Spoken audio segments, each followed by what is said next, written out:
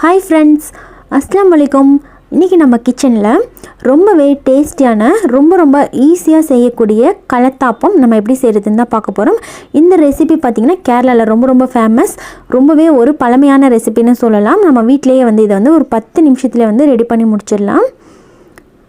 இது செய்கிறதுக்கு இன்றைக்கி நான் 1 கப் அளவுக்கு பச்சரிசி எடுத்திருக்கேங்க. நான் ரேஷன் பச்சரிசி தான் எடுத்திருக்கேன். இந்த மாதிரி நம்ம வீட்டில் இருக்கிற எந்த அரிசி வேணாலும் யூஸ் பண்ணிக்கலாம். நம்ம பச்சரிசி யூஸ் பண்ணணும்.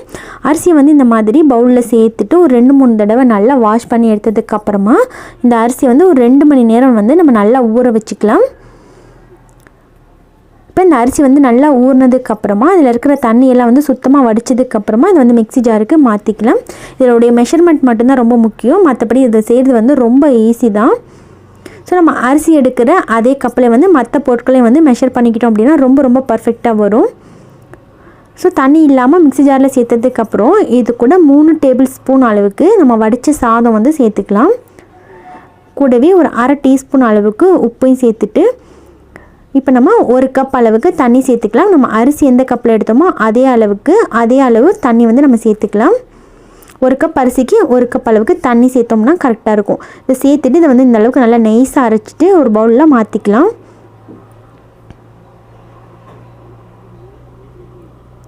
ஸோ இப்போ நம்ம அரைச்ச பேட்டர் இந்த அளவுக்கு தான் இருக்கும்.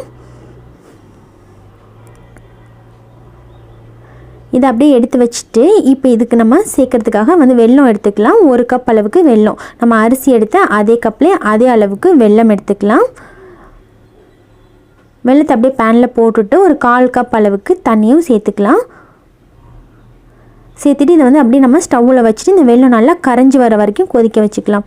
இதுக்கு பாகுபாதம் அந்த மாதிரிலாம் எதுவும் தேவையில்லை. இந்த வெல்லம் நல்லா கரைஞ்சி வரணும், கட்டிங்லாம் இல்லாமல் கரைஞ்சதுக்கப்புறமா இதை நம்ம வடிகட்டி சேர்த்துக்கலாம். இப்போ இந்த அளவுக்கு பாருங்கள், வெல்லம் நல்லா கரைஞ்சதும் அதே அந்த கொதிக்கிற அதே சூட்லேயே இந்த மாவில் நம்ம நல்லா மிக்ஸ் பண்ணிக்கணும். இந்த மாதிரி ஒரு ஸ்ட்ரெயினர் வச்சுட்டு வடிகட்டி சேர்த்துக்கோங்க.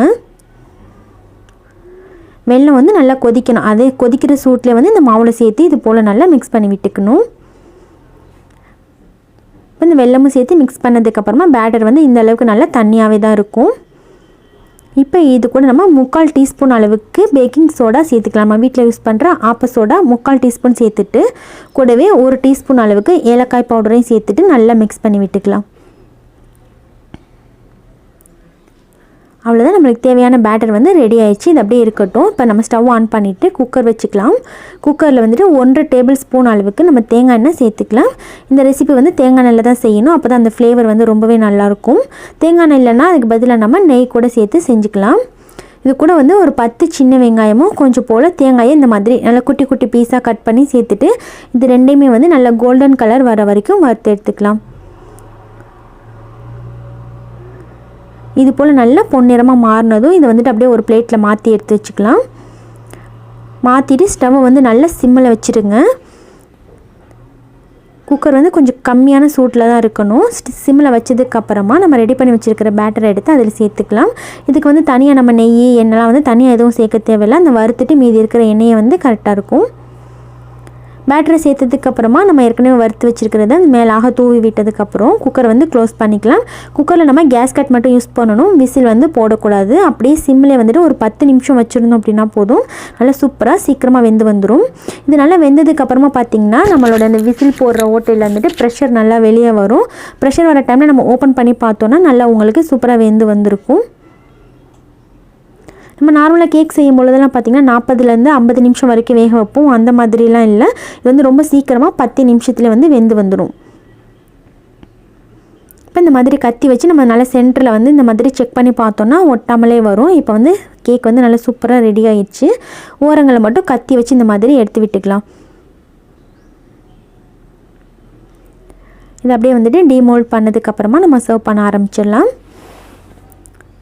ஸோ நம்மளுடைய கலத்தாப்பம் நல்லா பர்ஃபெக்டாக சூப்பராகவே வந்திருக்கு. இந்த மாதிரி நடுவில் மட்டும் லைட்டாக எனக்கு கருகலாயிடுச்சு, அதை கட் பண்ணி நம்ம எடுத்துக்கலாம். ரொம்ப சூப்பராக பர்ஃபெக்டான கலத்தாப்பம் ரெடி ஃப்ரெண்ட்ஸ். கண்டிப்பாக நீங்களும் இதே மாதிரி இதே அளவில் உங்கள் வீட்டில் செஞ்சு பாருங்கள். குழந்தைங்களுக்குலாம் நம்ம ஸ்கூல் விட்டு வரும்பொழுது ஈவினிங் டைமில் இந்த மாதிரி ஸ்நாக்ஸாக செஞ்சு கொடுக்கலாம். ரொம்பவே ஹெல்த்தியாகவும் இருக்கும், குழந்தைங்களும் விரும்பி சாப்பிடுவாங்க. இந்த வீடியோ பிடிச்சிருந்தா மறக்காமல் லைக் பண்ணிக்கோங்க. உங்கள் ஃப்ரெண்ட்ஸ் கூட நிறையா ஷேர் பண்ணிக்கோங்க. அப்படியே நம்மளோட சேனலையும் சப்ஸ்கிரைப் பண்ணி வச்சுக்கோங்க. தேங்க்யூ.